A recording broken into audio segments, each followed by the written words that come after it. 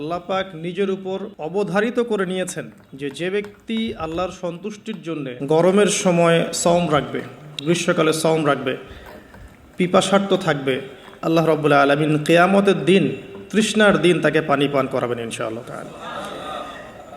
এরপর একটা হাদিস আছে যেটা হচ্ছে জান্নাতের দরজার ওয়াদা।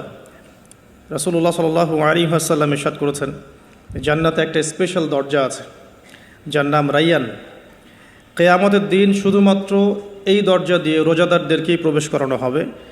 যখন তারা প্রবেশ করবে এই দরজা বন্ধ করে দেওয়া হবে, তাদের পরবর্তীতে এই দরজা দিয়ে কেউ প্রবেশ করতে পারবে না। হাদিসটা সহিহ বুখারীর মধ্যে এসেছে, মুসলিমে এসেছে 1152 নম্বর হাদিস। আরও কিছু হাদিস আমরা পড়ে সামনে যাচ্ছি।